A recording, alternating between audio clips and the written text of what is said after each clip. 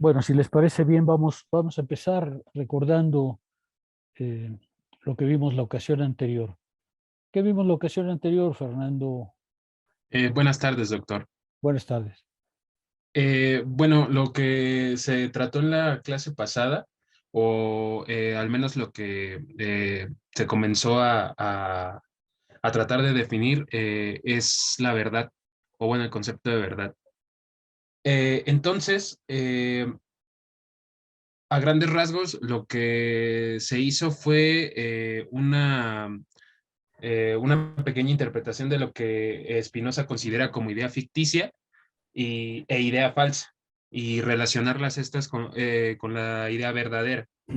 En general, lo que brinda o a grandes rasgos en lo que ayuda a entender qué significa la verdad o la idea verdadera, gira en torno al concepto de posibilidad en estas dos tipos de ideas. Eh, en general, eh, lo que se explica, por ejemplo, en idea ficticia, que fue la que más se trató, es esta posibilidad de que el pensamiento, con ayuda de la imaginación, genere ideas que a su vez vienen de otras ideas, pero que está lejos de comprobarlas o no conocer las razones de su existencia.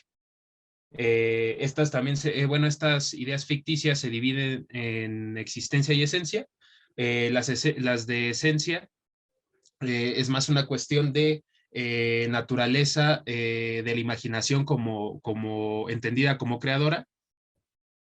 Y las ideas falsas se tratan de la misma manera que las ideas ficticias se tratan, al menos en la de existencia. Eh, en cuanto a las ideas falsas sobre la esencia, lo que Spinoza remarca es que son percepciones confusas de cosas que consisten en otras naturalezas, pero en general la manera de descubrir estas o la manera de descifrar estas ideas falsas es por medio de analizar las ideas, digamos, como más sencillas de las que se generan y cómo éstas se entremezclan de una forma no adecuada, de modo que el pensamiento no puede trabajarlas de modo al orden correcto del pensamiento. Entonces, todo esto me hizo recordar un poco la discusión que teníamos hace dos clases acerca de la determinación y la libertad. Y creo que esto es, o al menos hace más visible qué significa la libertad y por qué no está, digamos, peleada con esta determinación. El hecho de que el pensamiento tenga posibilidad de caer como en este tipo de ideas, la ficticia y la falsa, y que estas ideas sean creadas por sí mismo, eh, digamos que nos deja ver la libertad de acción del pensamiento como su propio autodeterminarse, y es gracias a eso o es debido a eso, que incluso él mismo tiene la posibilidad de someterse a las propias ideas trabajadas en un orden incorrecto del pensamiento y caer en el error.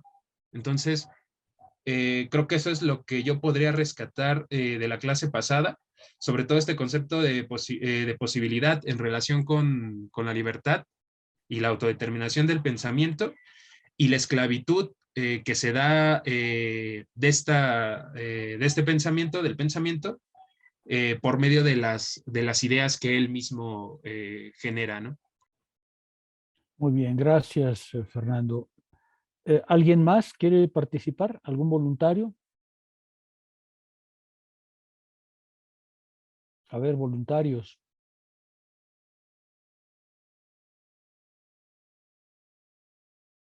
Estoy esperando. ¿Tomo involuntarios entonces? A ver, Rodrigo. Eh, pues únicamente quizás para completar o para redondear la participación de mi compañero Fernando, pues podría decir que hablamos de las ideas, de cómo no son únicamente de la imaginación o, pues sí, básicamente de la imaginación, como podremos ver en otros casos, ¿no?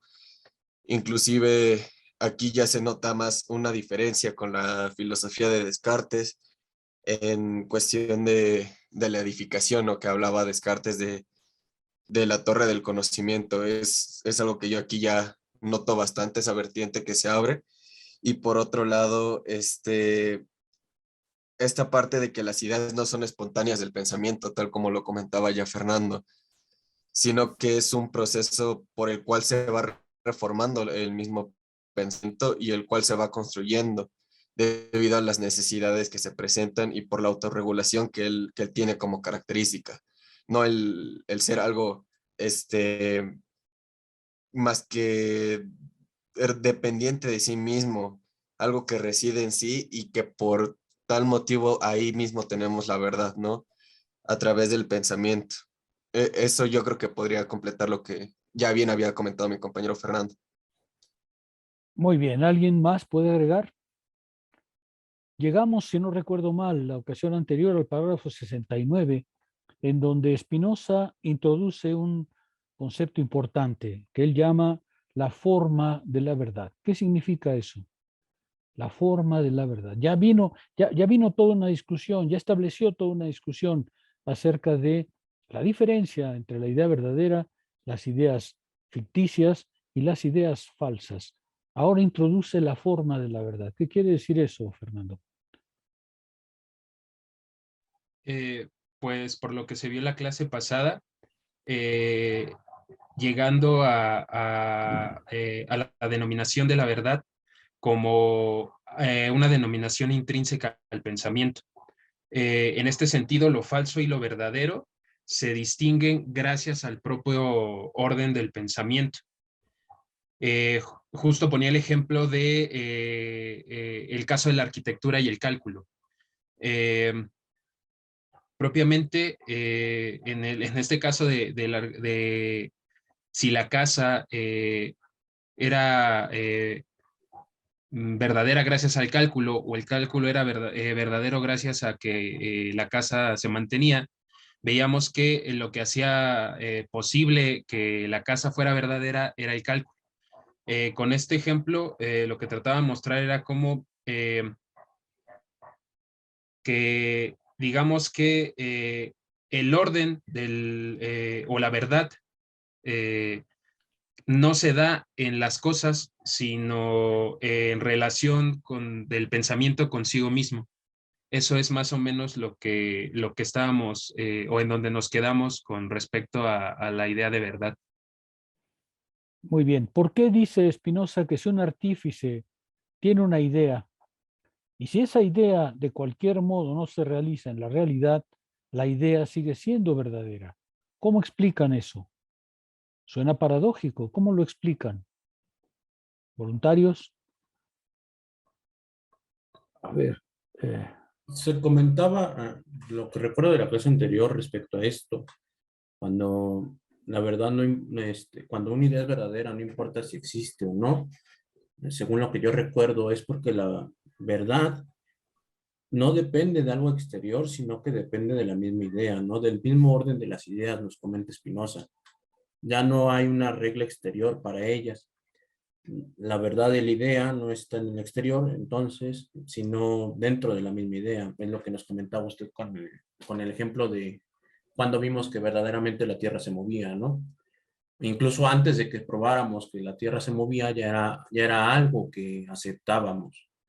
Ya no tendríamos que, ya mucho después se comprobó que se movía con el experimento del péndulo que nos comentaba usted, pero mucho antes de esto ya aceptábamos que la Tierra estaba en constante movimiento. No necesitábamos que algo exterior nos lo hiciera saber, ¿no? Entonces la verdad de esta idea estaba dentro ya de la misma idea, o es lo que yo puedo rescatar de esta parte. muy bien, gracias, Ángel. Daniela y luego Héctor. Lo que preguntaba usted, doctor, podría tener que ver con el hecho de que la verdad no está en las cosas, sino en el pensamiento sobre las cosas. Entonces, en el momento en el que ya se piensa en algo, pues ya existe, ¿no? Tal vez no está en la realidad efectiva, que ya después veríamos, tal vez con Hegel, no sé, pero esa idea no depende del hecho de existir en una realidad. Sí, así es. Lo que Spinoza insiste es que la verdad, como vamos a ver largamente, la verdad no es una correlación entre las ideas y las cosas. La verdad no es un vínculo de las ideas a las cosas o de las cosas a las ideas. La verdad es un vínculo en las ideas. La verdad es una propiedad intrínseca, una denominación intrínseca, la llamó a las ideas, a su propia organización, a su propia estructura. Y eso es muy importante porque, como ustedes pueden ver, el concepto de verdad tradicional acaba de sufrir un vuelco, igual que sufrió un vuelco el concepto de método, igual que sufrió un vuelco el concepto de pensamiento. Ahora Spinoza nos dice también el concepto de verdad debe sufrir una transformación para comprender la producción efectiva del conocimiento. Héctor. Sí, pero también se me venía, bueno, Spinoza también señala, la realidad puede ser percibida por la razón. La verdad, pues no puede provenir de algo extrínseco, y de ahí también está discutiendo con los empiristas. Una idea por su naturaleza que está bien sustentada y que referencia ideas correctas, pues es correcta necesariamente. En este caso, por la naturaleza del cálculo, podemos calcular la distancia de la Tierra a la Luna sin que necesariamente tengamos que llevar una regla hasta la Luna. La propia naturaleza del cálculo pues nos permite ello. Por ello, Spinoza también le señala a los empiristas, la realidad también, la razón también puede percibir lo que es la realidad. Sí, por supuesto, pero nada más que lo hace, según Spinoza, porque el orden de las ideas, como nos va a decir, es exactamente el mismo que el orden de los cuerpos. Eso ya va a ser una idea más difícil de entender, pero por ahora lo que él nos dice es la idea verdadera es una denominación intrínseca, pero podemos asegurar que es también la idea verdadera la esencia objetiva de las cosas. ¿Cómo? Bueno, eso ya lo vamos a discutir más adelante, pero obviamente lo que él nos dice es ambas cosas. Es verdadera fundamentalmente porque es una denominación intrínseca, pero es verdadera porque es efectivamente la verdad objetiva del mundo de las cosas. En eso es razón. Tienes razón. El apartado, sin embargo, termina diciendo algo también relativamente paradójico. Dice, la afirmación Pedro existe solo es verdadera para aquel que sabe con certeza que Pedro existe. ¿Qué está diciéndonos ahí Spinoza? Dice Spinoza literalmente, el enunciado Pedro existe tan solo es verdadero respecto a aquel que sabe con certeza que Pedro existe. ¿Qué está diciendo ahí? Pues que debe existir una correlación entre pues esa idea o eso que se menciona y la realidad. Porque aunque ¿no? No, no va por ahí. No va por ahí. Fernando. Pues justo lo que decía a usted, en clases pasadas veíamos que la certeza, el saber que sabemos, es una posesión de la esencia objetiva de las cosas. Entonces, a lo que se refiere en este sentido es que en cuanto a Pedro, sabemos que Pedro existe únicamente si estamos en certeza de la existencia de Pedro. Quiere decir que el orden del pensamiento o la idea de la idea nos llevó a una correcta deducción de la idea de Pedro, ¿no? Sí, lo que está diciendo Spinoza es, uno no puede decir la verdad si no sabe que la está diciendo. Es decir, eh, ¿se acuerdan ustedes que decíamos la ocasión anterior? Las ideas no andan por ahí, por el aire, y luego de repente se hacen verdaderas porque encuentran su referente o se encuentran su ideato. Una idea no anda vagabundeando por el mundo y luego se encuentra a Pedro. No, si se dice la verdad es porque se sabe que se está diciendo la verdad. Si por azar alguien pronuncia un enunciado que es verdadero, pero él no sabe las razones por las que es verdadero, no está diciendo la verdad. Eso es lo que Spinoza está diciendo, ¿no? Si alguien, como el burro que tocó la flauta, dice una proposición que es verdadera, pero él no sabe la razón por la cual es verdadera, pues entonces no sabe lo que está diciendo. Porque para Spinoza, decir la verdad, es decir, hablar con certeza, es saber que se sabe lo que está diciendo. Y por tanto, no podemos creer que la idea se separa de aquel que la produce verdaderamente como si pudiera tener una existencia propia. ¿Sí me explico? Las ideas no andan por el aire a ver quién las atrapa, sino las ideas se producen justo en el movimiento de producción de la verdad. Por eso es que solo puede decir la verdad aquel que la sabe, no aquel que por accidente dice algo verdadero. ¿Sí me explico? ¿Sí ¿Ven lo que está intentando decir Spinoza? No se puede decir, pues es que Epicuro, no, Demócrito y Leucipo le atinaron al átomo y por tanto, pues hablaron de física atómica. Oiga, no, no, no, no, no, no. Sin duda utilizaron la palabra átomo, pero la palabra átomo nada tiene que ver con lo que sabemos hoy de la estructura atómica. Así que no se puede decir que la idea ya era verdadera en Demócrito y Epicuro como si fuese una especie de predestinación, de adivinación, de una verdad que llegaría mucho tiempo después, pero que ellos mismos no hubieran podido enunciar. O sea, eso para Spinoza no funciona. La verdad es idéntica a la producción de la verdad, no es separable de la producción de la verdad. La verdad de las ideas no está asociada meramente a la idea, sino a su forma, a su denominación intrínseca, a la estructura que tiene en relación a otras ideas. ¿Sí se ve más claramente este punto? ¿Sí? ¿Sí quedó claro? Sí, doctor. Sí, profesor. Bueno. Sí, doctor. Bueno, 71 es, sin embargo, un apartado muy importante.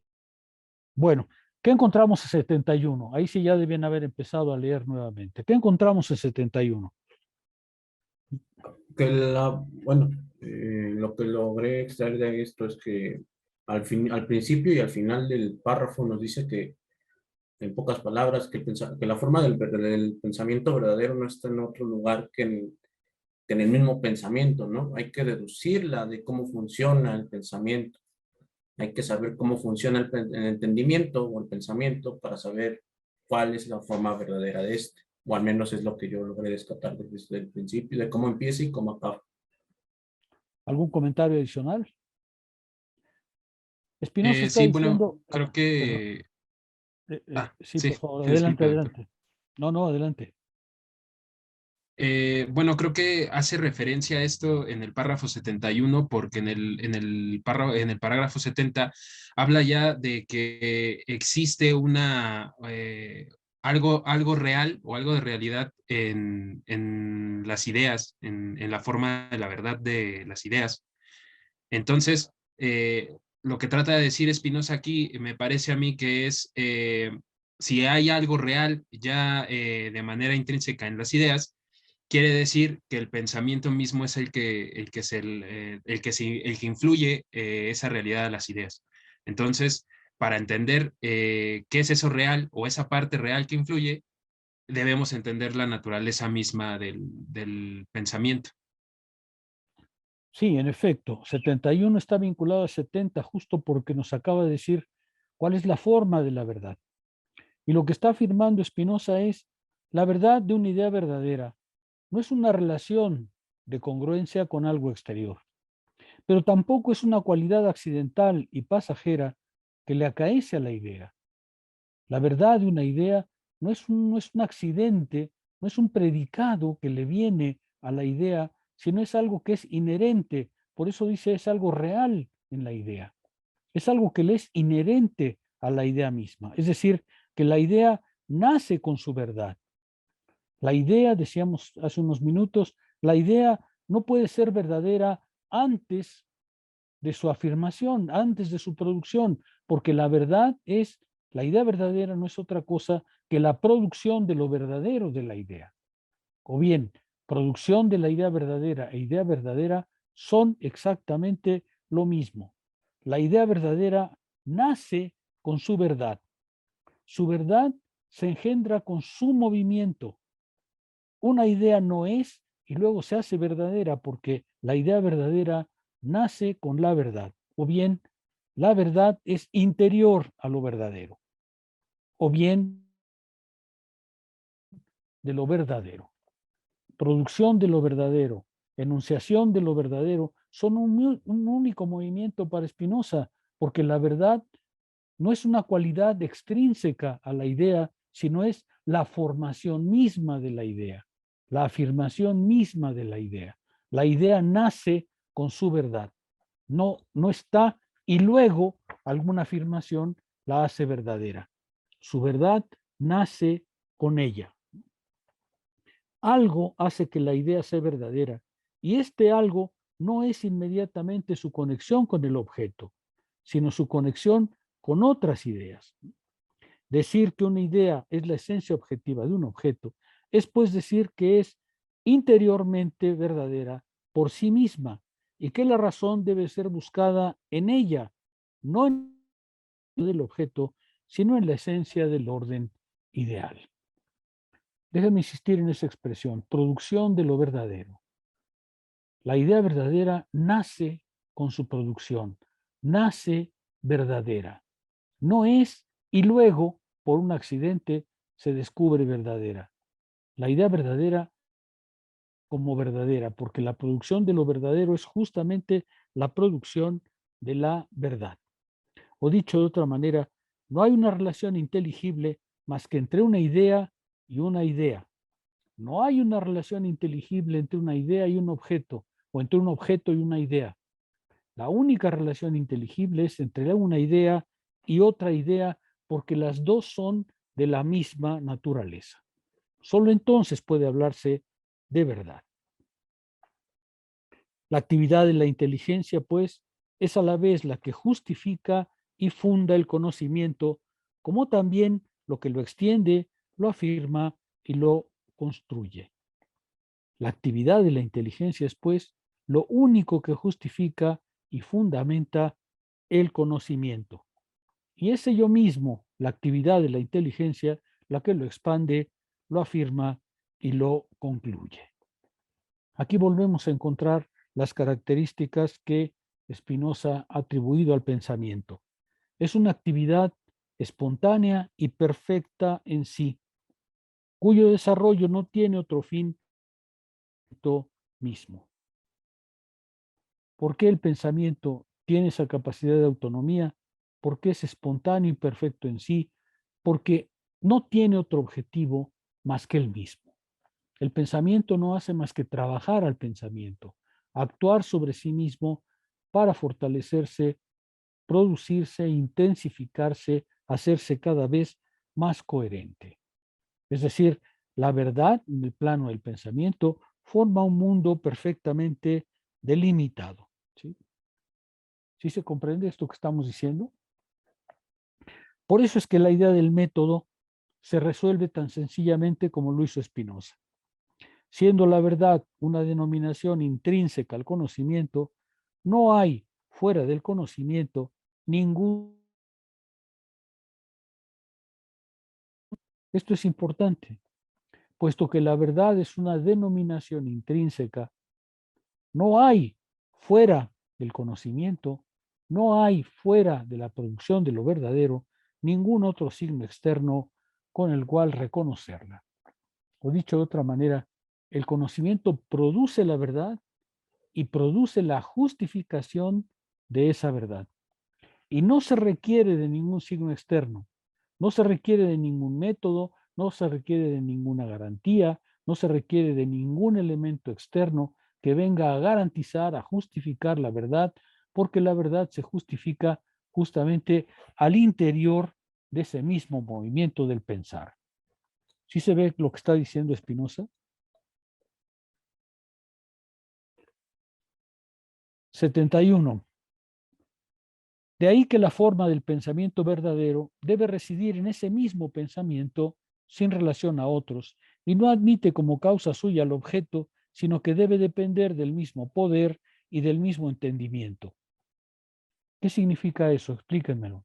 Ya debe ser muy claro todo esto que estamos viendo.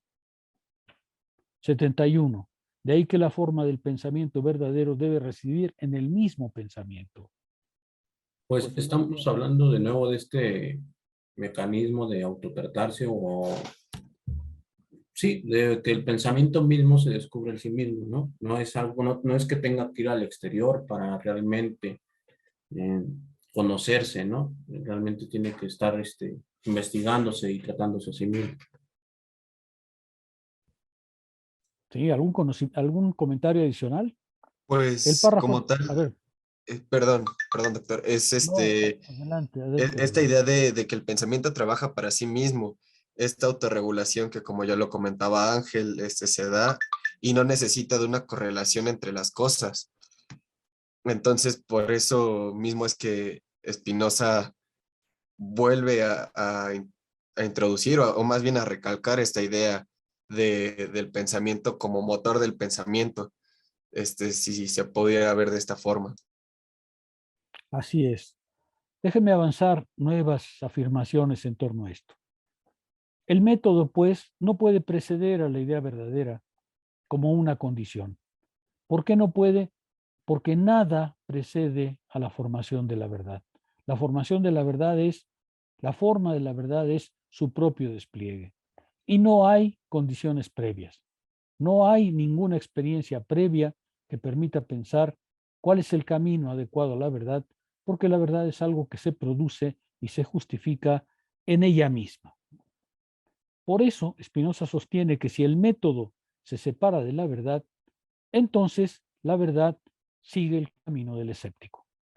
¿Se acuerdan que la queja de Spinoza era, si nosotros queremos poner una condición al conocimiento, una condición previa al conocimiento, una garantía previa al conocimiento, pues entonces se va a requerir una garantía de la garantía y le abrimos por completo el camino al escéptico? Es decir, jamás se ha producido ni se va a producir ningún conocimiento verdadero.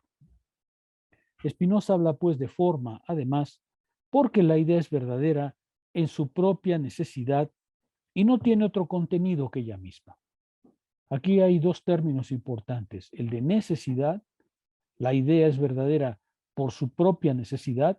Necesidad no quiere decir obedecer a un régimen externo, sino necesidad quiere decir seguir su régimen causal, y por eso es verdadera, seguir el orden causal y necesario del desarrollo de la idea, y por eso la necesidad es parte de ello, pero también es, además, su propio contenido. Generalmente, en filosofía de la ciencia, acusan a estas perspectivas de que lo que se está diciendo es que la idea no tiene un contenido, porque creen que contenido solo es lo que le viene del exterior. Si pensamos, por ejemplo, en Kant, pues Kant va a decir efectivamente que las formas del entendimiento son vacías porque su contenido les viene de fuera. Cierto, para Kant hay un vínculo indisociable. Las formas del entendimiento sin el contenido de la sensibilidad no tienen validez y el contenido de la sensibilidad sin las formas del entendimiento no tienen validez. Pero eso no evita que para Kant en particular, las formas del entendimiento sean vacías. Spinoza dice que no. Las formas de la verdad no son vacías, están llenas de sí mismas, se han dado su propio contenido. Una idea determinada por otra idea tiene como contenido esa idea. No es verdad que carezca de contenido. Cuando Spinoza dice forma, no quiere decir sin contenido, quiere decir la estructura necesaria por la cual cada idea tiene como contenido, es decir, como determinación, es decir, como especificación, otras ideas. Y esas son el contenido que posee. Fernando. Sí, doctor. A mí me surge como tal vez una duda en cuanto a la comunicación de la verdad en el orden del pensamiento consigo mismo.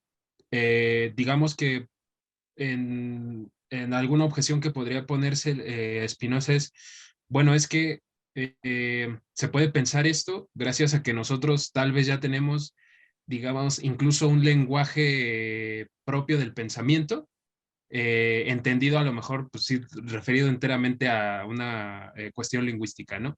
Del idioma. Y que a lo mejor en un momento anterior no hubo esa posibilidad de comunicación, incluso con nosotros mismos, porque no había un lenguaje estructurado. En este sentido, lo que podría decir Spinoza es que la verdad o el pensamiento siempre tuvo un lenguaje propio, no necesariamente articulado tan específicamente como lo tenemos ahora, pero siempre tuvo esa posibilidad de entenderse a sí mismo. A ver si comprendí bien tu duda. No, lo que lo que Spinoza respondería a tu pregunta es, oiga, pero es que el pensamiento es indisociable del lenguaje con el que se le expresa, ¿no?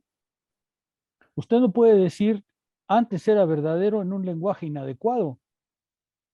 Cada vez el lenguaje, el pensamiento no puede andar separado del lenguaje, ¿no? No hay pensamiento que flote sin la palabra, ¿no es verdad?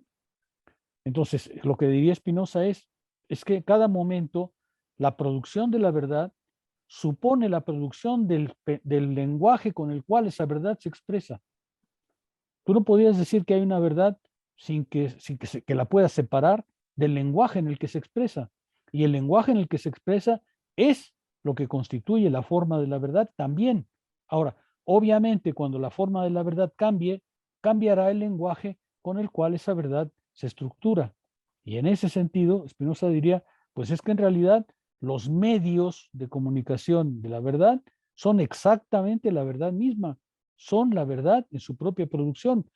Cuando Newton trató de explicar la mecánica celeste, tuvo que crear el cálculo.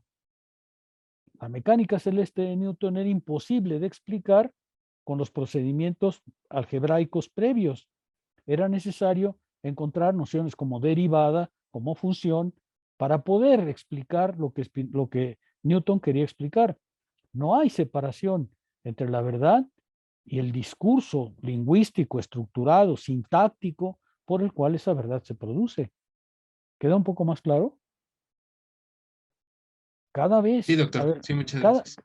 cada vez que hay un progreso del pensamiento, hay un progreso del lenguaje, porque sin eso no es posible explicar ninguna verdad. El caso de Newton lo muestra muy bien. Tú no podías expresar la ley de la gravitación o el movimiento de la mecánica celeste sin inventar el cálculo. Sin la invención del cálculo era imposible tal verdad.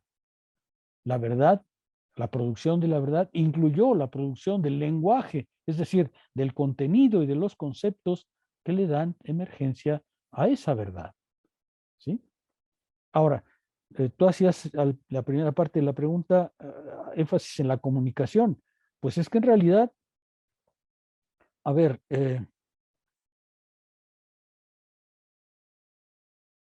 cuando dos científicos discuten, diría un epistemólogo en esta dirección recientemente, cuando dos científicos discuten, no están discutiendo sobre el objeto, están discutiendo sobre sus ideas. Y es en torno a sus ideas en donde alcanzan o no una comprensión. Ninguno puede decir, pero es que yo tengo el objeto verdadero y tú no. Los dos tienen que decir, estas son mis afirmaciones, mis proposiciones, mis principios, mis deducciones, y ahí es donde se resuelve o no el acuerdo de la razón.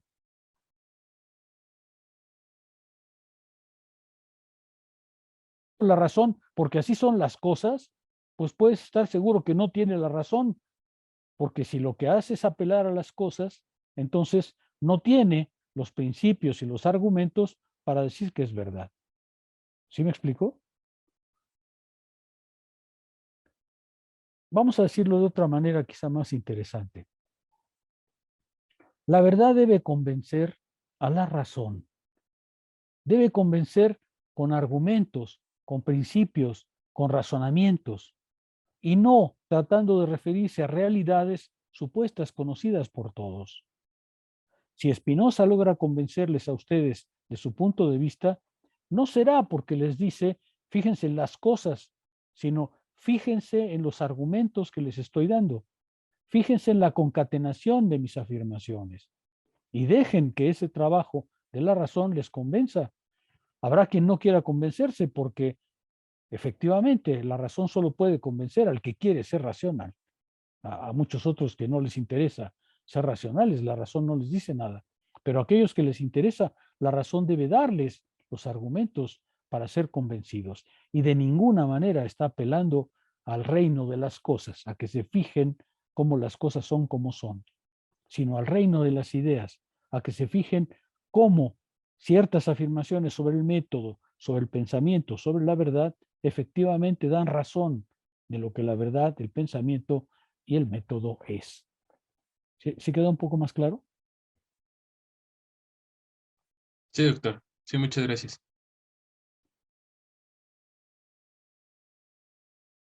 ¿Sí quedó un poco más claro o no? Sí, sí, doctor. Muchas gracias. No sé si se me está escuchando. Sí, sí se está escuchando. La idea, pues, la idea verdadera, no es una mera forma carente de contenido, sino que es el resultado necesario de una concatenación entre ideas, y es justamente esta concatenación entre ideas la que forma su contenido. Claro que las ideas tienen un contenido y tienen efectivamente una forma y tienen efectivamente una materialidad, una objetivación, ¿sí? Y puesto que es directamente objetiva, una idea se hace objetivo, se convierte en objeto para otra idea, a la cual la segunda contendrá toda la realidad de la primera e irá un poco más lejos y así sucesivamente, como en el caso de los coquitos. Cada idea, justo porque es objetiva, se hace objeto de otra idea. Y esta segunda idea, además de contener a la primera, va objetivamente más allá y así sucesivamente, sin detenerse mucho. Ya no se trata pues de fundar la verdad de una idea, sino de constatar la inherencia de la verdad en la idea. La filosofía, según Spinoza, ya no trata de fundar la verdad de una idea en otra cosa, sino al contrario, constatar en el desenvolvimiento de la idea la inherencia de su verdad, de agregar a cada idea la conciencia de su verdad. Ahora, esto sí es importante, agregarle a la idea la conciencia de su verdad, porque en muchos casos los científicos, por ejemplo, enuncian verdades y no tienen conciencia de que son efectivamente resultado de un trabajo, resultado de una labor incluso intersubjetiva extremadamente amplia y no tienen conciencia de esa verdad que están diciendo y pretenden, muchos científicos hacen filosofía espontánea y pretenden que su verdad se muestra otra vez en la correlación con las cosas. Pero no es así, la filosofía les muestra que no es así. Se dirá entonces que el método no es otra cosa que la reflexión indefinida de la idea sobre sí misma. Esto es, me parece, muy importante si queremos comprender el desarrollo del conocimiento según Spinoza. Así, el método y la verdad se fecundan mutuamente. Esta idea me parece muy importante. El método y la verdad se fecundan mutuamente.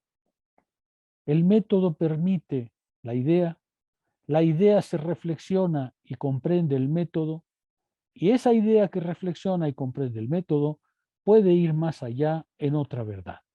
Y entonces la producción metódica de la idea y la extensión de la verdad se fecundan mutuamente. Y ese es el desarrollo del pensar que luego Spinoza llamará autómata espiritual. O déjenme decirlo de manera un poco más eh, inmediata. Cuando uno está en la verdad, cuando uno conoce la verdad, es fácil producir ideas verdaderas, porque una idea verdadera conlleva a otra idea verdadera y esa idea verdadera conlleva a otra idea verdadera en un proceso incesante. Por eso es que la productividad del pensamiento hace que este movimiento automático de idea en idea genere eso que llamamos fecundación mutua entre el método y la verdad. Es más importante estar en la verdad, déjame decirlo ya más en lo personal, es más importante estar en la verdad que ser inteligente. Hay inteligentes que no conocen la verdad y muy inteligentes que no conocen la verdad. En cambio, una cabeza no tan inteligente, pero en la verdad, produce más ideas verdaderas, no por su inteligencia, sino por la posesión de las ideas verdaderas. Ese es un alivio para producir ideas verdaderas. Se trata de estar en la verdad. Se trata de estar en la verdad y hacer que la verdad trabaje por sí misma en esa fecundación. Y no se necesita tener IQ de excepción para producir ideas verdaderas. Esto es, se alcanza una verdad que al ser reflexionada, aunque su proceso de que al ser reflexionada describe el proceso de su adquisición, el cual comprendido permite una nueva verdad y así continuamente. La ley natural del pensamiento rompe pues con el círculo en el que, normalmente se encierra el pensamiento filosófico. El pensamiento filosófico se encierra siempre en un círculo. ¿Qué fue primero, el huevo o la gallina? ¿Qué fue primero, la verdad o la práctica? Pues ni uno ni otro. Fueron ambos, porque no hubo un momento originario, porque lo que hubo fue siempre esa elaboración que las ideas más primitivas ciertamente tuvieron que plantear para que vinieran después del trabajo de esas ideas, nuevas ideas. ¿Cómo puedo conocer antes de conocer? ¿Cómo puedo dar garantías de que conozco antes de ponerme a conocer? ¿Cómo puedo conocer los instrumentos con los cuales conocer para poder estar seguro que conoceré? ¿Cuáles son los signos de la verdad antes de conocer para no equivocarme, para no cometer el error? Mientras que Spinoza lo que está diciendo es, en realidad, ese círculo se rompe justamente por la ley natural del pensamiento, por el hecho de que el pensamiento naturalmente empieza por ideas simples que suelen, por supuesto, al final revelar su sencillez, pero que sirven como punto de partida para la producción de un círculo vicioso en el que suele colocarse el pensamiento filosófico. Vean, en realidad Spinoza está haciendo una mutación en el orden filosófico simplemente por el hecho de decir, veamos cómo se produce simultáneamente la idea verdadera y su verdad. No la idea por un lado y su verdad por el otro, sino la idea en su producción verdadera. Como dirá más adelante Spinoza, el espíritu de este modo se convierte en una suerte de autómata y la verdad de este es un cierto automatismo. Así se justifica el principio profundo de la concepción de Spinoza, a saber, hay una identidad exacta entre la verdad y la inteligencia, o la verdad y el pensamiento. Esto otra vez es muy importante. La verdad, en su elaboración, forma al pensamiento en su verdad. El pensamiento tampoco antecede a la verdad. El pensamiento, lo mismo que el lenguaje en la pregunta de Fernando, se hace al mismo tiempo que la verdad. La verdad y el pensamiento son idénticos porque en realidad el pensamiento no hace otra cosa que autotransformarse a medida que produce nuevas verdades.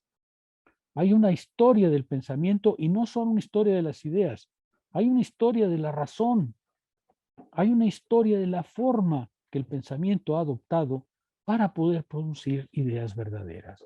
Nuestro pensamiento no es el mismo pensamiento de los griegos, ya no, porque no estamos hablando de una facultad, estamos hablando de una estructura, de una sintaxis, de un lenguaje, de un conjunto de conceptos, de una estructura organizada que hace que nuestro pensamiento hoy tenga una forma radicalmente distinta a las formas anteriores.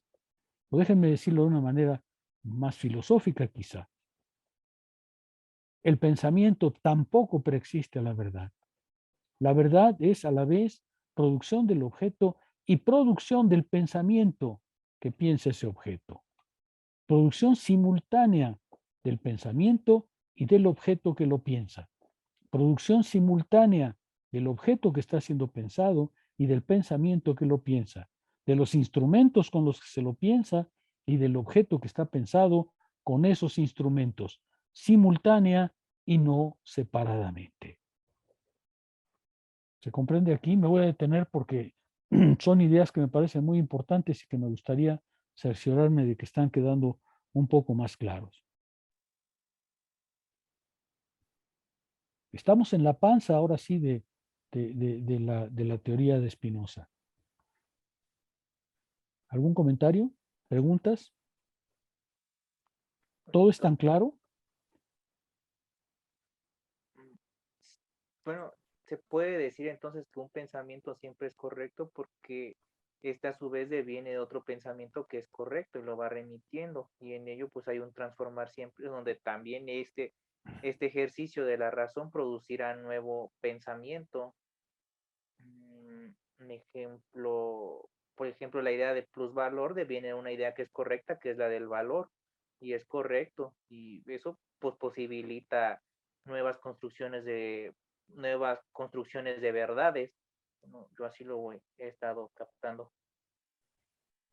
Sí, a ver, a manera de paréntesis, por ejemplo, en ese punto, un gran enemigo de Marx, von Waber, un economista austriaco que después se hizo muy famoso por sus posiciones en la economía neoclásica.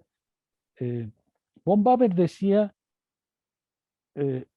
lo único que no hay que concederle a Marx es su teoría del valor, porque si le concedemos su teoría del valor, todo lo demás es verdadero.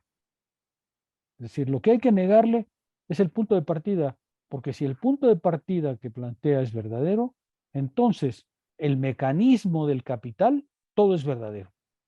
Y tenía razón.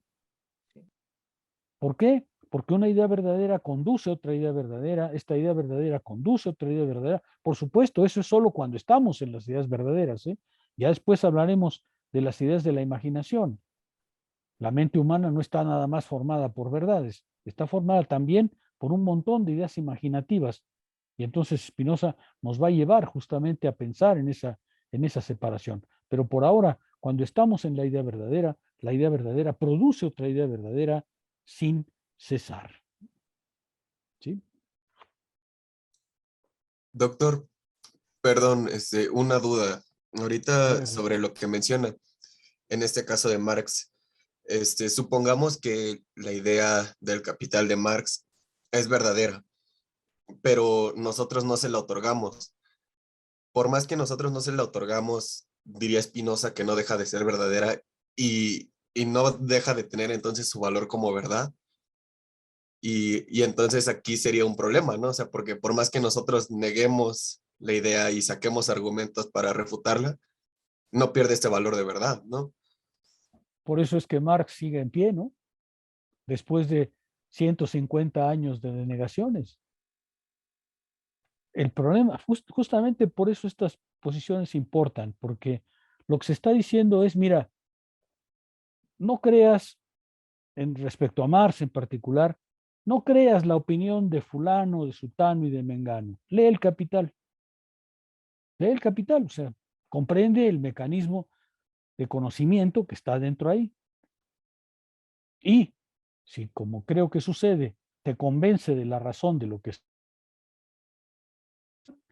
como diría Spinoza, la verdad de este artífice está ahí, independientemente de si las cosas fuera de ahí suceden de la misma manera como él lo planteó al futuro, o si hay todas las denegaciones posibles, la idea permanece verdadera. ¿Sí? Justamente la figura de Marx no cesa de volver, porque justamente la verdad que está contenida ahí es verdadera. Y entonces hagan las denegaciones que quieran. Ahí hay una verdad sobre las sociedades contemporáneas.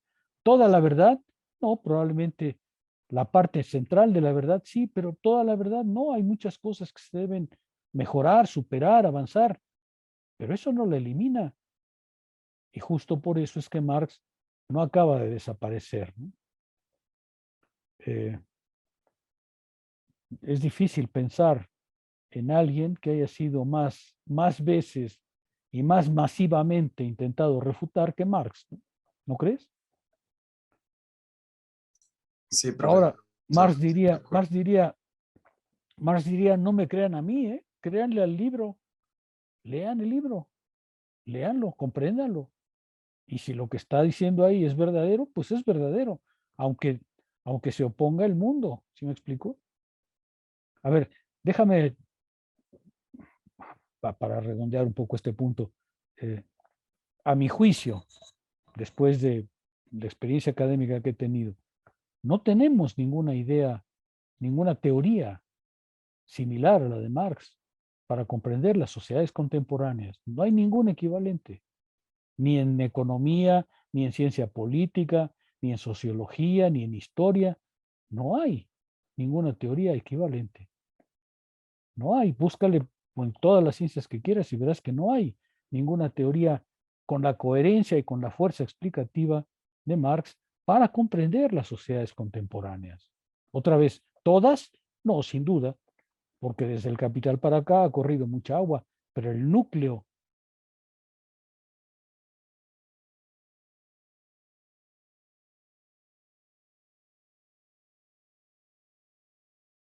cara lo que estas perspectivas están diciendo. ¿Sí se ve? Y no se trata, eh, déjenme terminar con esta idea porque eh, no se trata de que creas o no en Marx, pues porque hay profesores marxistas o porque de repente es una moda ser marxista o porque está bien ser crítico. No, no, no, no, todo eso no es lo que quería Marx. Marx al inicio del Capital dice, he aquí una exposición. Se trata de convencer por la razón. Si alguien tiene objeciones a la razón, vengan.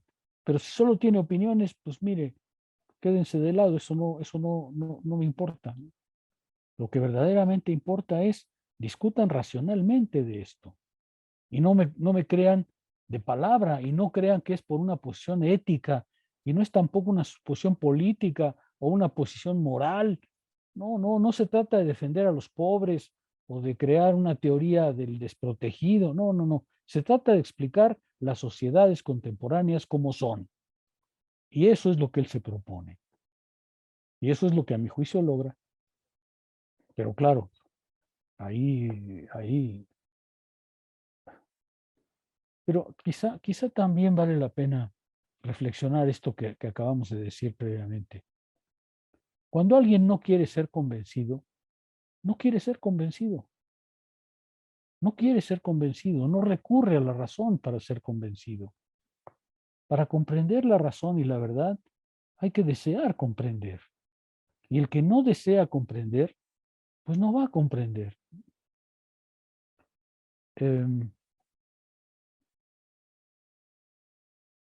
Hegel decía, porque él dice, bienvenida a las discusiones racionales sobre mi trabajo. Las demás no les hago caso, no tiene caso. Y hay una parte en la que Hegel dice, mire, cuando uno encuentra a alguien que no quiere comprender, no hay manera de convencerlo, pero lo que se le puede decir es, yo le comprendo a usted y usted no me comprende a mí. Toda la diferencia es esa. Yo lo comprendo a usted, pero usted se niega a comprenderme a mí. Ahora, ¿hay posiciones así? Sí, por supuesto. Sí, por supuesto. Hay quien no quiere escuchar la verdad, eso está clarísimo. Y cuando no quiere escuchar la verdad, pues uno no puede más que decir, bueno, pues así se queda, ¿no? ¿Sí queda un poco más clara la respuesta? Sí, mucho más claro. Gracias, doctor. Bueno, por eso, y aquí venía una afirmación en ese sentido, por eso negar la verdad, renunciar a la verdad, como lo hace el escéptico, es en realidad renunciar, dice Spinoza, al sentimiento de uno mismo. Eso es interesante. Renunciar al conocimiento, a la verdad, es renunciar, dice él, al sentimiento de uno mismo. ¿Por qué? Pues porque lo que se ha elegido es una vida en la incertidumbre. Como se acuerdan que empezamos con Spinoza, de lo que se trata es de encontrar al bien, de lo que se trata es de encontrar una vida realizada. Por eso vale la pena conocer. Renunciar al conocimiento es renunciar a alcanzar una vida realizada, alcanzar una vida guiada por la razón. Ahora, ¿hay quien le gusta eso? Pues sí, sí hay quien le gusta eso, pero otra vez, son simplemente formas parciales, por lo menos desde la filosofía, desde estas filosofías, para vivir. El escéptico renuncia, pues, al sentimiento de sí mismo. Y si no se puede, pues, ligar, y si no se sabe, pues, ligar la conciencia de la idea con la idea misma, el juicio que se emite, el juicio que resulta, ha renunciado por completo a la verdad. Es decir, saber algo y enunciarlo sabiendo que se sabe es totalmente diferente a enunciar algo verdadero sin saber que se lo sabe. Hay que saber que se sabe para decir la verdad, para poder enunciar la verdad. Porque decir la verdad sin saber que se la sabe no es decir la verdad. Quiere decir entonces que para Spinoza una afirmación, una idea, si se desarraiga de sus condiciones de producción, pierde por completo su virtud interna. Se ha vuelto indiferente a las formas de la afirmación y de la negación. Si una idea vale por la estructura necesaria por la cual existe a través de otras ideas, si una idea vale por su jerarquía y el conjunto de relaciones necesarias que guarda con otra idea, si yo saco una idea del lugar que le corresponde, pierde su virtud de idea verdadera. Idea verdadera no quiere decir un rasgo de la idea sola, quiere decir su conformación interior.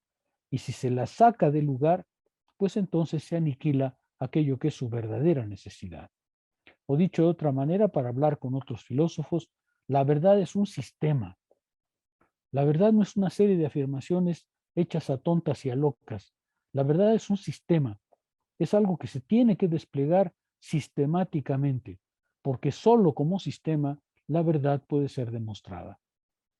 La verdad no es algo que se señale con el dedo. La verdad no es algo que la idea puede simplemente denunciar o asignar o representar en el mundo. La verdad no es otra cosa que ese despliegue interior sin el cual ella pierde su carácter de necesaria. ¿Sí se ven las implicaciones que todo esto tiene para el conocimiento? A ver, me detengo porque es una parte, yo creo que esta parte de Spinoza a mí me fascina, pero no estoy seguro que a todo el mundo le resulte igual de interesante. ¿Cómo la ven? Estamos hablando del ombligo de la filosofía, del pensamiento, de cómo comprender el pensamiento, cómo comprender a la razón, cómo comprender a la verdad. Y si el filósofo renuncia al pensamiento, a la verdad y al conocimiento, pues no le queda nada, prácticamente. ¿Cómo la ven? Bastante complejo y sobre todo entender como ya globalmente a Spinoza como un sistema, sí me parece una tarea muy fina, digámoslo así. Sí, así es. Pero díganme, ¿es reconfortante? ¿Les está diciendo algo en su formación? Lo que Pues quisiera ahorita, lo que quisiera ahorita es conocer su estado interior, qué efectos ha podido tener esto, si es que los tiene, o si por el contrario no tiene ninguno. Manuel, luego Rodrigo. Sí, gracias, profesor. Entonces, bueno, conforme lo que nos acaba de decir de que la verdad deja de ser una simple facultad o una simple categoría de lenguaje, no sé, como diría Aristóteles, pues empieza a ser una conjunción de varios enunciados, de varios pensamientos, de varias ideas, para formar así una idea una idea general, o sea, una afirmación general a base de pequeñas ideas.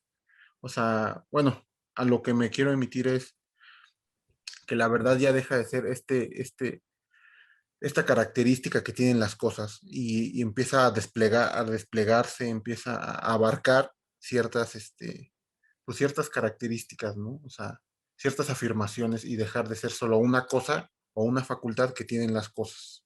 No sé si vaya en la dirección correcta. Sí, con algunas sombras en lo que dices. A ver,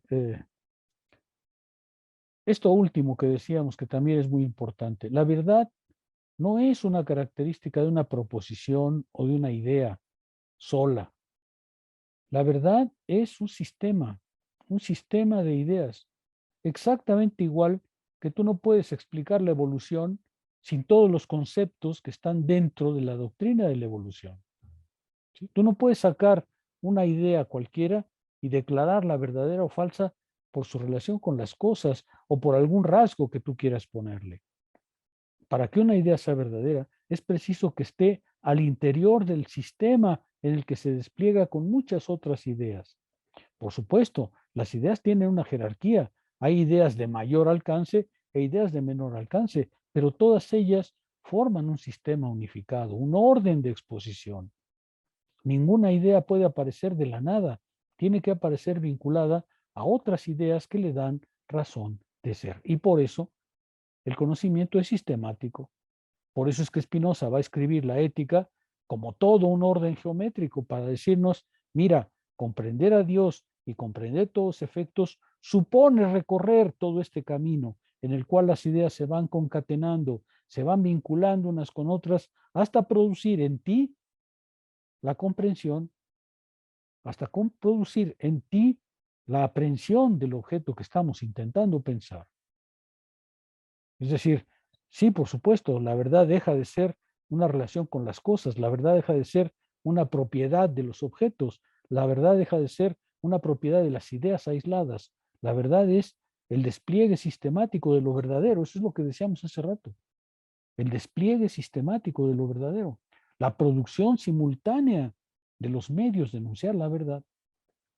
Así que tú no puedes leer ninguna teoría científica ni válida si no sigues la trayectoria sistemática de esa doctrina. ¿Sí me explico? Es imposible explicar la mecánica de Newton sin explicar todo el procedimiento de exposición de la mecánica de Newton. Es imposible comprender la lógica de Hegel si no se sigue el despliegue sistemático de la lógica de Hegel. Y así cualquier teoría, ¿no es verdad? Así cualquier teoría, cualquier conocimiento. ¿Queda un poco más claro? Sí, Sí, sí, profesor. doctor. Rodrigo. Justamente es la línea que quería comentar.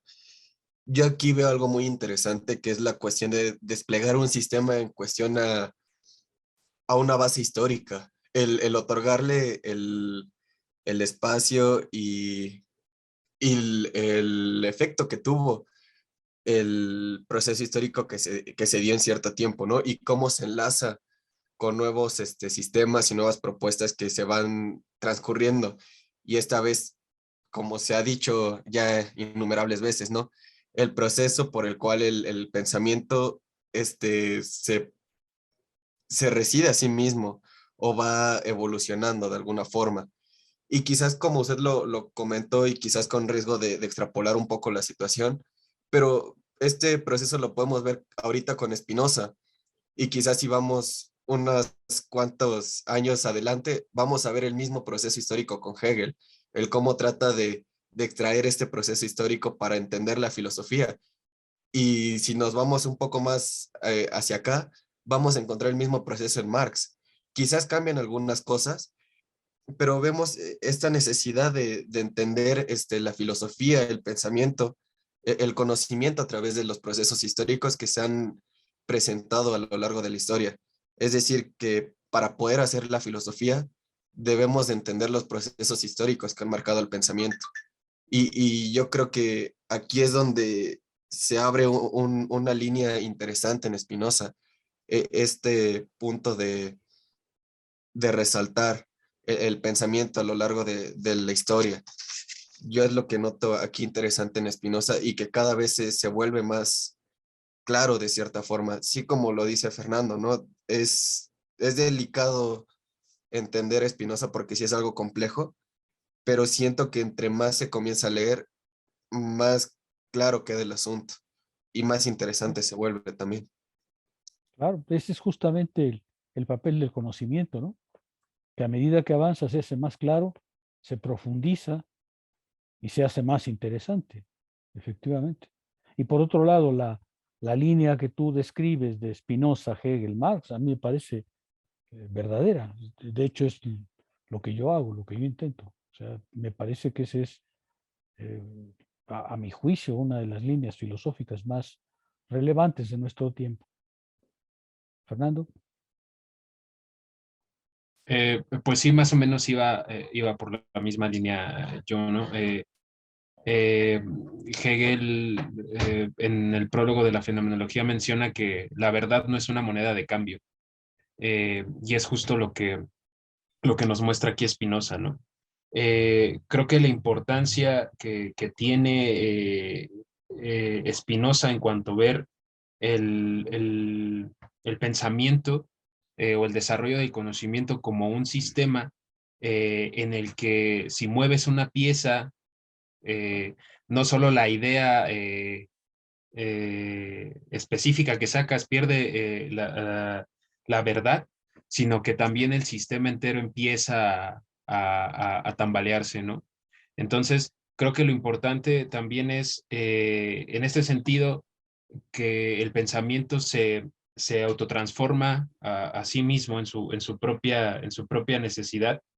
Eh, el punto creo que más importante es el hecho de decir, bueno, Spinoza dice, el asunto no es si se transforma o no se transforma, porque pues evidentemente lo hace, sino cómo se está transformando actualmente y es difícil entenderlo en primera instancia porque no entendemos cómo se ha transformado y sobre qué bases lo ha hecho, ¿no?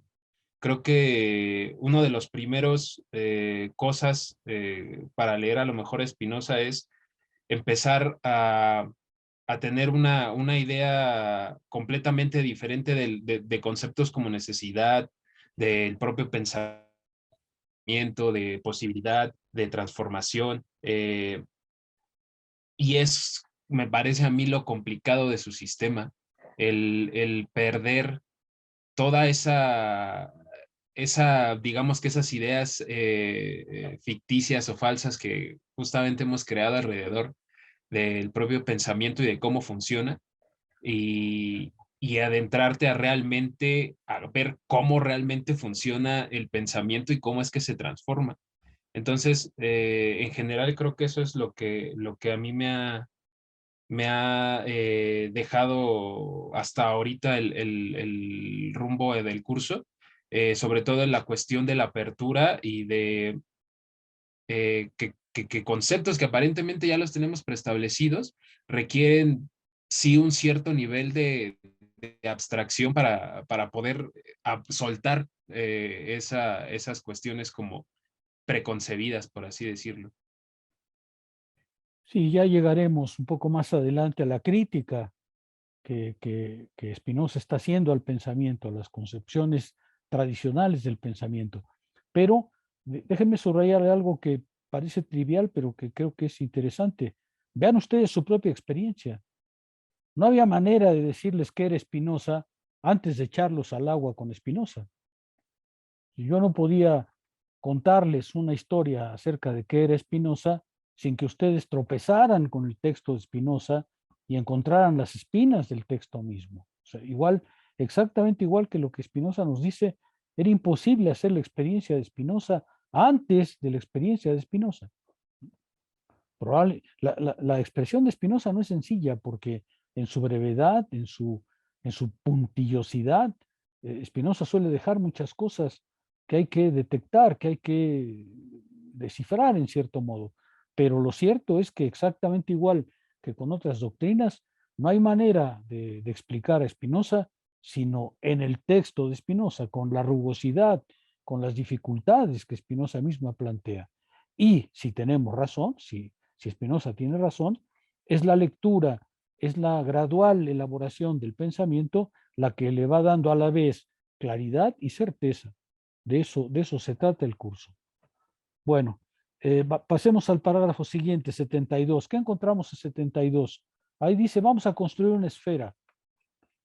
¿Qué encontramos ahí? A ver, voy a tomar a alguien que no ha participado para que yo me quede tranquilito sabiendo que sí están leyendo. A ver, em,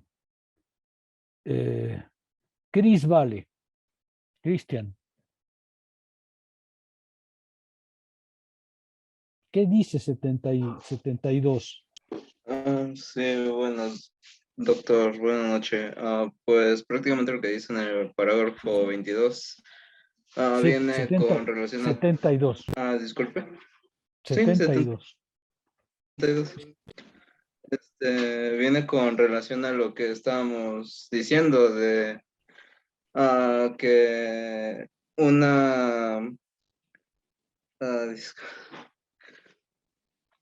disculpen.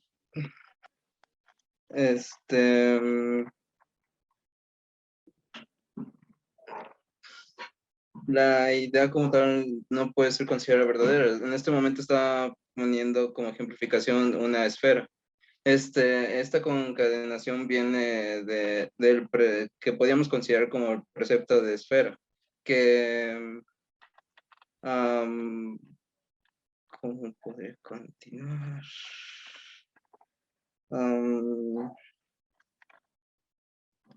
Al momento de pensar en una esfera, estaríamos,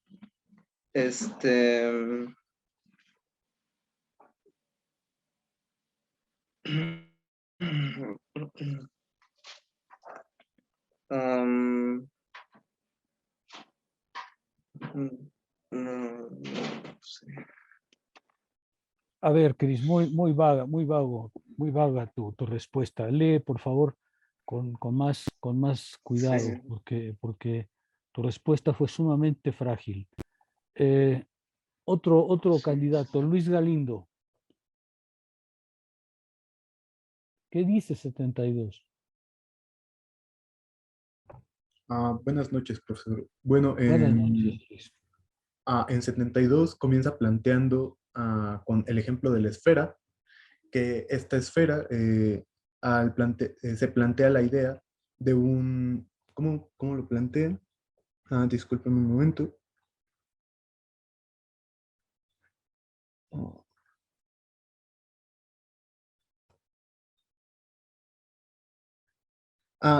Plantea un semicírculo girando en torno a su centro, que aunque esto no ha surgido propiamente en la naturaleza, ya conocemos esta idea como verdadera, que al suceder esto ya se forma esta esfera. Más abajo,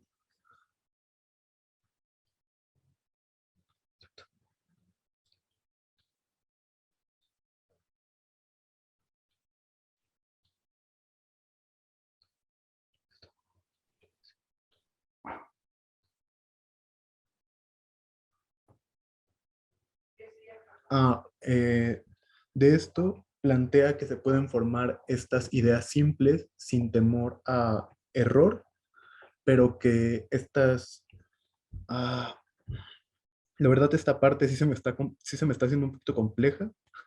Creo que el ejemplo de la esfera en su base me está quedando claro, pero cuando se empieza a desprender se me está haciendo bastante complejo. Disculpe, profesor. No te preocupes, pero hay que... Pedro Cruz, a ver, descífranos ese pasaje. El 72 72, sí. habla acerca de, bueno, hace referencia al concepto de la esfera que es respecto a lo que estábamos hablando, ¿no? Que la verdad no está en el objeto, sino más bien se encuentra en el pensamiento. Sí, bueno, en general, pero no, 72 es mucho más específico, Pedro. Sí, no la he leído completa, profe. Bueno, háganme un favor porque por lo que veo no están leyendo y mucho menos están haciendo el esfuerzo de comprender. Voluntarios, ahora para no seguir tomando involuntarios que no pueden todavía con el parágrafo. Voluntarios. ¿Qué dice 72? Que sí, bueno, ahora mi compañero Fernando, él levantó la mano. No, adelante, adelante. Ok, recuperando en lo que se quedó un compañero anterior, cuando se dice que la esfera en la naturaleza es una percepción verdadera, sin duda, ¿no? Pero él hace una cierta advertencia en la afirmación que se hace, ¿no? En la percepción de dónde saca la idea de la esfera. De estas, él termina concluyendo que la idea de esfera se termina asociando al término de movimiento como algo externo, ¿no? Y de ahí lo que yo logré rescatar de esta lectura es que en qué consiste lo que él llama falsedad. Y más adelante viene, igual en el tomo 72, que la falsedad solo consiste en que se afirma una cosa en algo y que no está contenido en ese concepto, ¿no? Cuando se habla de la esfera, arriba nos dice que es un semicírculo que gira en torno al centro y de esta rotación surge, por así decirlo, la esfera, pero realmente incluye algo exterior, o al menos así yo lo entiendo, y es donde llega a sacar la idea de falsedad. Bueno, te acercas un poco más, pero aún le falta comprensión. Fernando.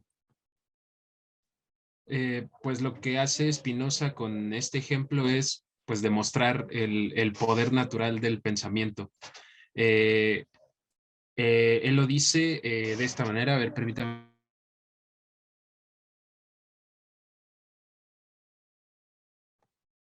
Dice que finjo arbitrariamente su causa, a saber que un semicírculo gira en torno a su centro. En la clase pasada se hablaba que justamente de lo que se trata el trabajar el orden del pensamiento es ver el orden causal de las ideas. Entonces, Spinoza dice, pues es que propiamente en la naturaleza no hay una esfera, o una esfera no se forma de esta manera. Sin embargo, yo puedo conectar por medio del pensamiento en su potencia, tomar este semicírculo, hacerlo girar y formar esa propia esfera. Entonces, eso es propiamente lo que demuestra Spinoza, que no necesito propiamente un objeto del mundo externo que demuestre el poder de mi pensamiento, sino únicamente una relación causal entre estas ideas que se van concatenando, y por ejemplo, en este caso puede ser la idea del movimiento, del volumen, de la redondez del semicírculo, etcétera, etcétera, ¿no? O sea, eso es lo que quiere mostrar, la relación causal de las ideas, cómo se van concatenando por la propia potencia del pensamiento. Efectivamente, lo que dice en 72 es, vamos a construir el concepto de esfera. Él no dice vamos a construir la esfera, ¿eh? Él dice vamos a construir el concepto de esfera, es decir, una idea de esfera. ¿Qué hago? Saco una idea ficticia, es decir, un semicírculo que gira sobre su propio centro y que al girar produce la esfera. Dice, esta idea es verdadera, pero es verdadera no en sí misma. Si yo la saco de ahí, ya no es una idea verdadera. En cambio, si la pongo a funcionar de esta manera, obtengo el concepto de esfera.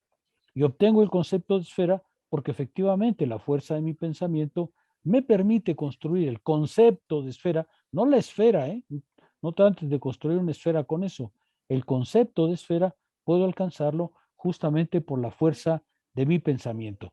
Pero si esa misma idea la aíslo y la separo, ya no es verdadera, porque solo es verdadera justamente en ese orden causal que permite formar con su movimiento el concepto de esfera. Y de ahí extrae una afirmación importante. La falsedad consiste justamente en que se afirma algo de una cosa, pero que no está contenida en su concepto, que no está contenida en el concepto que hemos formado. Es decir, la falsedad no es otra cosa que la adecuación entre ideas, en la relación entre la idea y el concepto de objeto que estamos formando. La falsedad, y eso lo vamos a discutir ya con mucho más detalle en torno al error. Ahí le voy a pedir a Iván que participe porque él tiene la idea muy clara también. Lo que está diciendo Spinoza es la falsedad forma parte del procedimiento del pensar, solamente que es una parte mutilada, es una parte en la cual la idea que estoy introduciendo no se corresponde con el objeto que estoy intentando pensar. Por eso termina el parágrafo diciendo, si tengo ideas simples, las más sencillas, que corresponden a su concepto y no se salen de él, pues entonces lo más probable es que alcance una idea verdadera. Por consiguiente, dice él, la falsedad solo consiste en que se afirma de una cosa algo que no está contenida en el concepto que de ella hemos formado. Y por tanto, todas las ideas simples que son conformes a su concepto no pueden ser en principio falsas. Aquí la afirmación es justamente cómo una idea corresponde, según Spinoza va a abandonar esta cuestión de las ideas simples, pero por ahora lo que importa es decir, las ideas simples que se corresponden a su concepto, si formamos objetos con esas ideas simples, probablemente tendremos menos errores, porque cuando una idea es compleja y entonces no participa del concepto de la cosa, aparece la falsedad. Iván, vamos a llegar más adelante al error, donde te voy a pedir que intervengas, pero por favor interven ahora. Sí, no, solo para mencionar que esta afirmación va a ser bastante importante para cuando estemos iniciando la ética, porque justo va a permitir definir una serie de precisiones, sobre todo por la idea de sustancia. Generalmente es muy común ver en filosofía que se puede atribuir la sustancia a diferentes objetos, cuando en Spinoza, si nosotros atendemos exclusivamente a la idea de sustancia como idea simple, diciéndolo con esta terminología, nos vamos a dar cuenta que solo hay una, que es propiamente Dios, que Él es causa de sí. Y entonces a partir de esa idea verdadera podemos producir todas las demás. Digo porque es importante, porque justo la falsedad o la fantasía surgen de atender de manera confusa las ideas.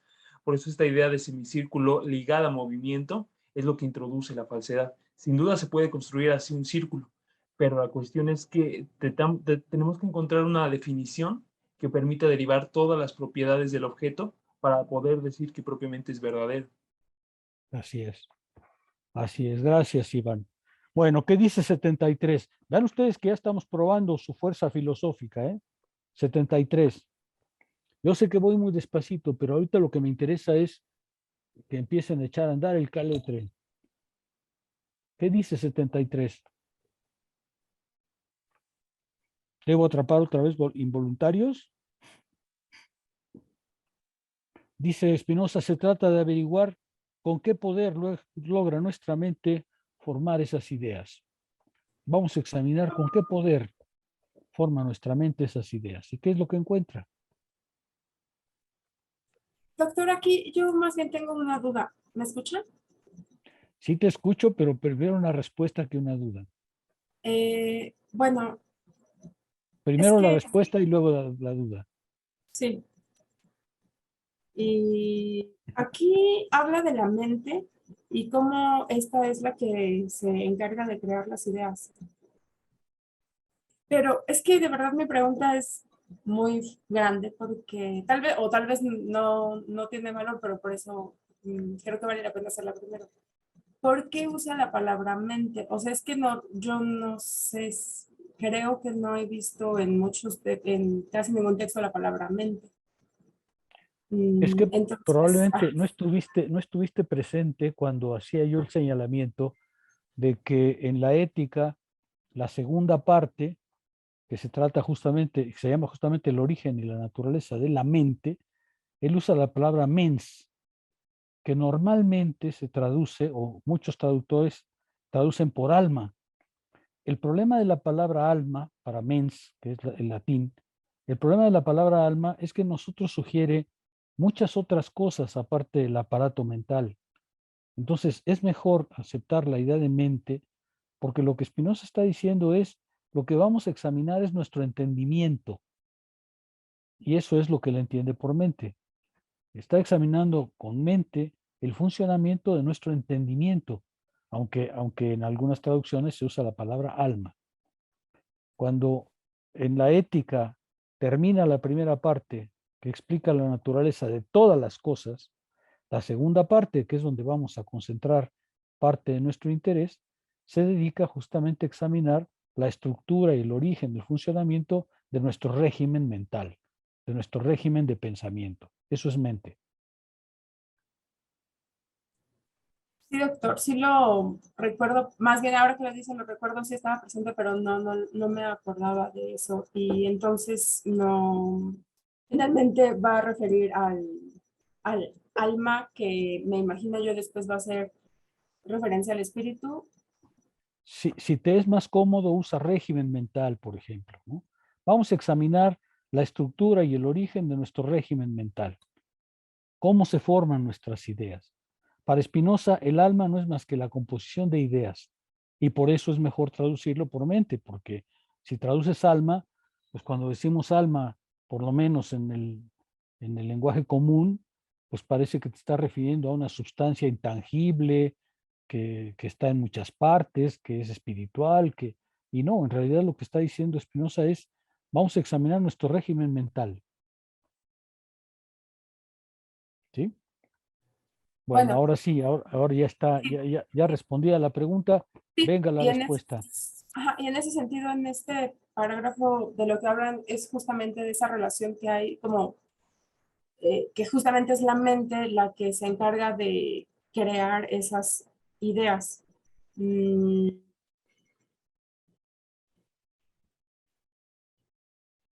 Sí, pero dice algo más.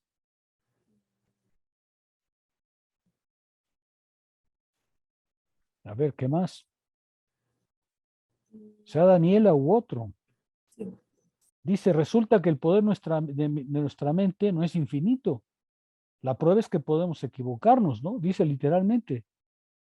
Es cierto que ese poder suyo no se extiende al infinito, puesto que cuando afirmamos de un algo que no está contenido en el concepto del objeto, eso revela un defecto en nuestra percepción, es decir, que tenemos pensamientos e ideas que, por decirlo así, son mutiladas y truncadas. Ahora, eso es muy importante porque lo que Spinoza está diciendo ahí es el poder de nuestra mente contiene el poder de formar ideas verdaderas, pero no solamente eso, también se puede equivocar, también produce ideas falsas. Es decir, en nuestra mente, en nuestro régimen mental, no está solo la producción de la verdad, también hay un montón de ideas falsas, mutiladas, las va a llamar después inadecuadas, es decir, ideas que se forman en nuestro régimen mental y que sin embargo no son verdaderas, cuya característica va a ser justamente que son mutiladas, es decir, que no son ideas absolutamente conscientes de sí mismas. Este párrafo es muy importante porque introduce justamente la idea de que nuestro régimen mental sin duda puede alcanzar la verdad, pero esa es una de las formas en que trabaja. Hay otras en las que, al introducir ideas mutiladas o inadecuadas, produce ideas falsas, ideas que no son correctas. Eso es importante porque Spinoza está diciendo, pues no crean que nomás es echar al caletre y echar ideas verdaderas a tontos y a locas, no. El régimen mental también contiene ideas falsas, inadecuadas, y esas ideas también corresponden a nuestro régimen mental, ¿no?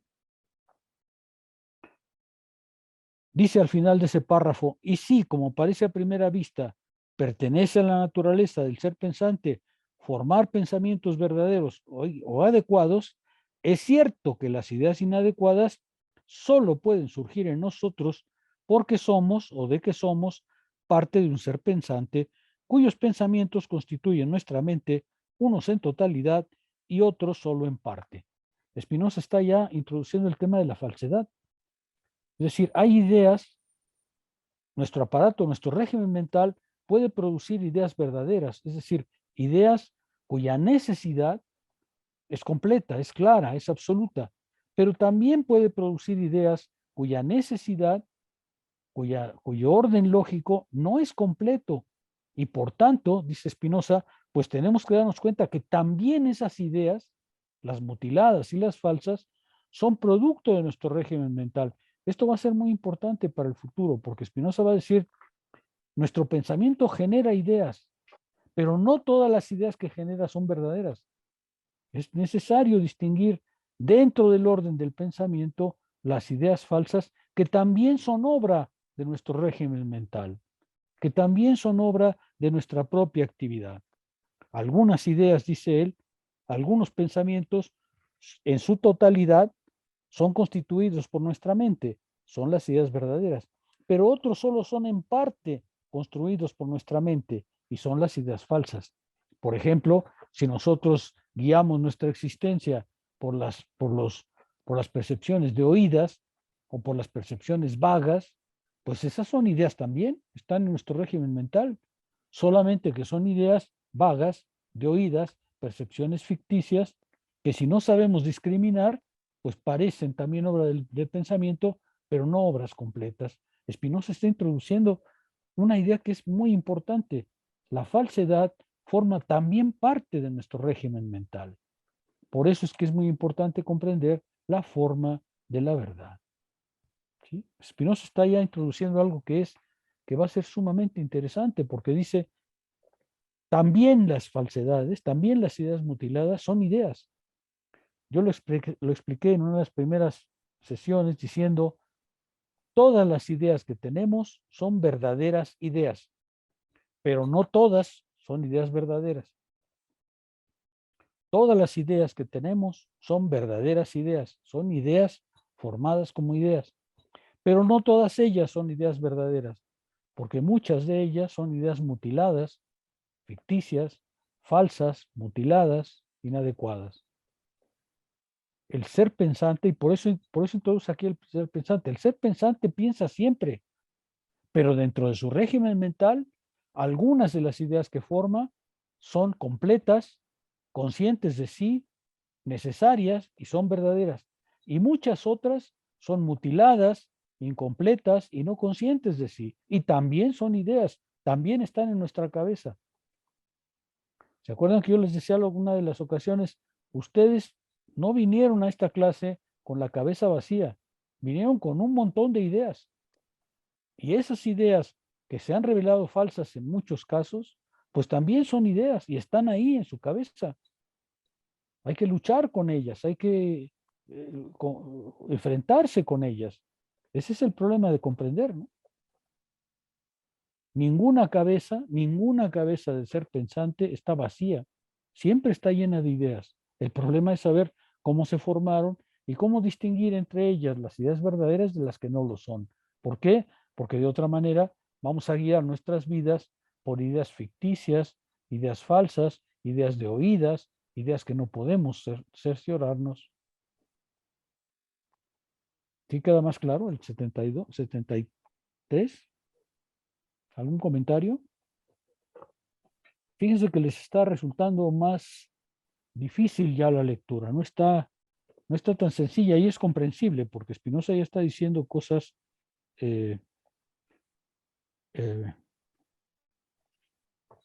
digamos, de mayor peso filosófico. Esta distinción es pues muy importante. Las ideas adecuadas o las ideas verdaderas, pero también parte de las ideas falsas, pero también las ideas falsas forman parte del ser pensante. Unas y otras tienen como fundamento único nuestro poder de comprender. En el plano del pensamiento, ideas verdaderas e ideas falsas vienen de nuestra misma acción de pensar, que a veces funciona totalmente en la producción de la idea y a veces funciona solo en parte.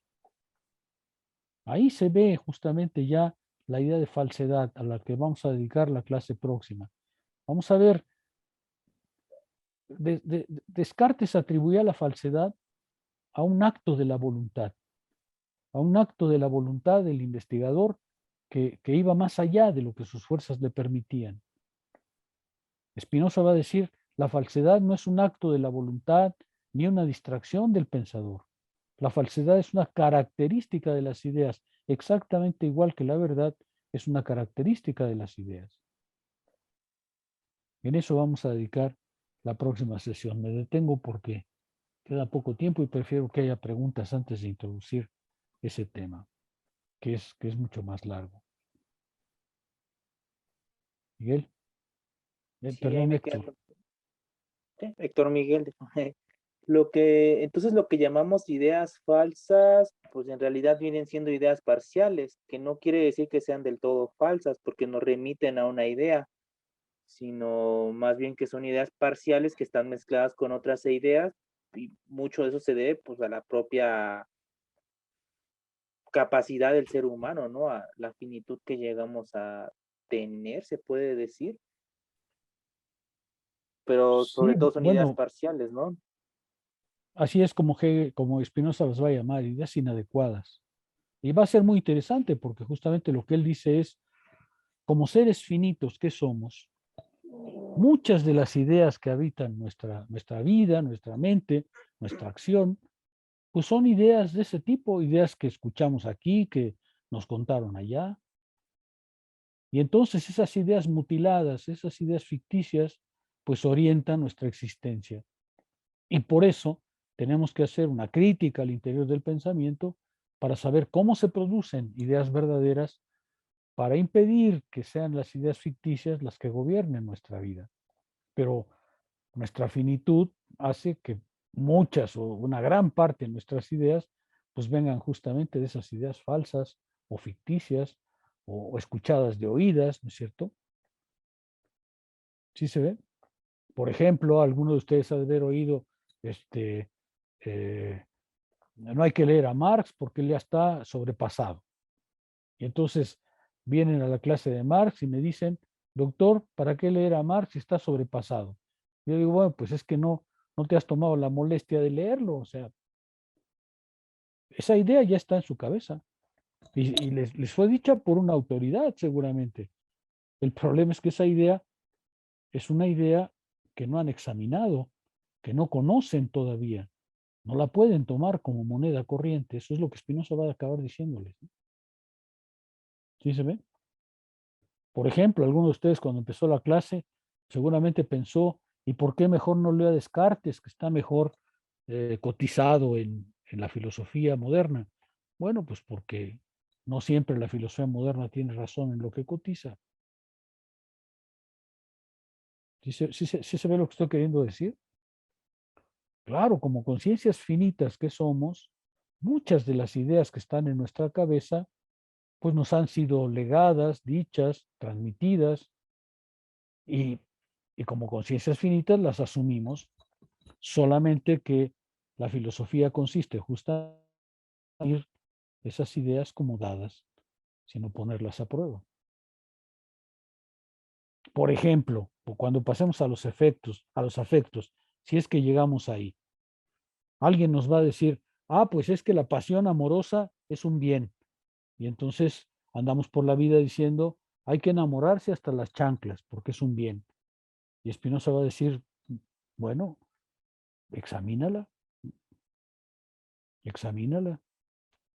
No te vayas con los boleros rancheros, no te vayas con las canciones de José Alfredo, no creas a ciegas lo que dice Pedro Infante.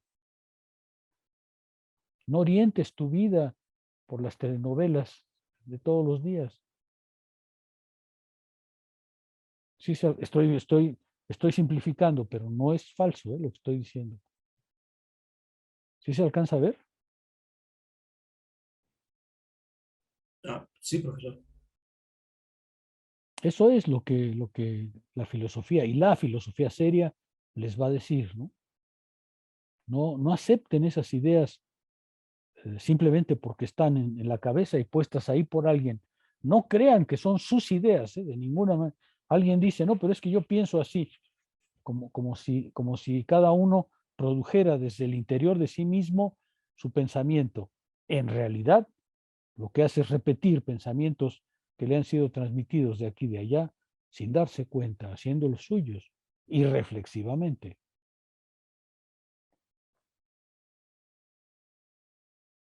Lo que Spinoza está diciendo es, justo porque somos seres pensantes, podemos acceder a la verdad. Y justo porque somos seres pensantes, también producimos ideas que no son verdaderas. También tenemos ideas de ese tipo. Y no es por nuestra equivocación, no es porque seamos malintencionados, no es porque nos distraigamos en la vida, no, es parte de nuestra constitución, es parte de nuestro modo de ser. Sí queda un poquito más claro, desde luego apenas y más claro, pero lo suficiente como para despertar su interés. ¿Sí? Sí. Sí, la verdad, sí. Bueno, en lo particular, Spinoza me está resultando bastante interesante. Yo la verdad, antes de este curso no lo había leído. Siempre he tenido particular interés en Hegel y Marx, pero ahora siento que no puedes comprender a estas dos personas sin Spinoza. Es una especie de antecedente bastante importante, realmente. Sí, profesor. Así es. Bueno, ¿alguna pregunta, al comentario que quieran hacer?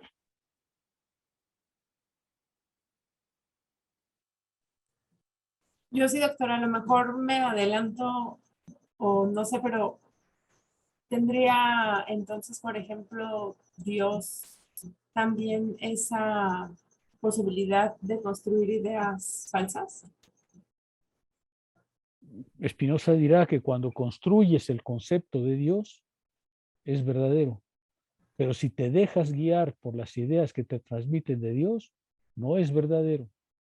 Por ejemplo, si tú ves la Capilla Sixtina y ves un viejito barbudo que estira la mano para tocar al hombre, a Adán, al hombre para crearlo, bueno, pues esa es una idea ficticia, que además te ha sido transmitida muy bellamente. Entonces, pues dices, sí, Dios creó al hombre poniéndole su dedito así, y Dios es un señor barbudo que está ahí arriba, sentado curiosamente en las nubes. Bueno, Spinoza diría, pues mira, eh, esa representación que tienes de Dios no es verdadera. Y sin Ah, embargo, no, sí, sí podemos construir el concepto de Dios, pero hay que construirlo bajo premisas verdaderas. Ese es el punto de Spinoza, ¿no? no, doctor, más me refería a que si Dios puede construir ideas falsas, es decir, o sea, Ah, no, él, no, ajá, esa era más la pregunta. no, Ajá. no, bueno, una de las características que tienes que pensar que es una predicado, un rasgo esencial de Dios, es que Dios no hace eso, ¿no? Dios no produce ideas falsas porque Él lo sabe todo. Si es Dios, imagínate que Dios se la pasara echando mentiras, pues ¿qué clase de Dios sería eso? Bueno, eso se parecería más a un Dios griego, ¿no? Pero no sería un ser omnisciente. Si comprendes a Dios como el ser que es omnisciente, pues no puede estar fabricando mentiras, ¿no? Porque la mentira es justamente una carencia, una limitación, una mutilación de sí. En fin, esto nos llevaría muy lejos, pero, por ejemplo, San Agustín, cuando se peleó con San Jerónimo, era porque San Jerónimo decía que en la Biblia había falsedades, había mentiras. Claro, eran mentiras benevolentes, ¿no? Por ejemplo, cuando las nanas egipcias ocultan a los niños para que no los mate Herodes el Día de los Inocentes, pues fingieron una mentira, dijeron que ya no había niños o que ya estaban muertos, y entonces eso está en la Biblia. Entonces San Jerónimo decía, pues ahí hay una mentira benevolente, una mentira para hacer el bien. Y Agustín respondió, no, no, en la Biblia no hay mentiras. La palabra de Dios no puede ser mentirosa, porque si es mentirosa en un tramito, ya no le puedes creer, ya no le puedes creer. La palabra de Dios tiene que ser verdadera y nada más, porque si no, ¿cómo vas a creerle a un mentiroso? Y hay una discusión entre Agustín y San Jerónimo, se tiraron una pelea ahí dos padres de la iglesia porque uno decía que sí había mentiras, otro que no era posible, porque según Agustín, y fue el que prevaleció, según Agustín, no puede ser que en la Biblia haya mentiras. ¿Cómo vas a creer un libro que dice mentiras? ¿Cómo vas a poner la fe en un libro que dice mentiras? No. Sí quedó un poco más. Sí. ¿Algún comentario adicional? ¿Pregunta? Si no hay ningún comentario adicional ni pregunta, nos vemos entonces el jueves. Por favor, Profesor, lean. ¿Sí? perdone, para las siguientes, sesión, ¿qué lecturas, o bueno, qué parágrafos hay que leer? A ver, los párrafos que yo les pedí que leyeran era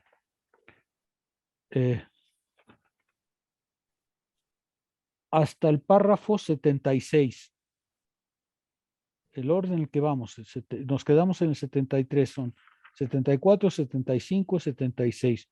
Luego de ahí yo voy a pasar al 79. Y luego haré un resumen de los demás, pero me pasé al 79. Y luego de ahí me voy a saltar ya prácticamente hasta el final, porque ya deseo pasar a la ética, ya deseo cambiar de registro del libro para que el curso se anime y tal. Y luego leeremos el 85, el 86, y luego nos iremos hasta el 108, donde les voy a pedir que vayan. El 108 empieza diciendo, por consiguiente, las propiedades del entendimiento que más he subrayado son, y enumera una serie de propiedades. Les voy a pedir que me las vayan explicando. Porque supuestamente Spinoza no hace más que un resumen ya. Así que de manera que ustedes deben poder verbalizar lo que aprendieron ahí. Esos son los que vamos a leer. Ok, doctor, muchas gracias. Vale. Bueno, Gracias, profe. si no hay ninguna pregunta, nos vemos entonces el jueves a las 6 de la tarde.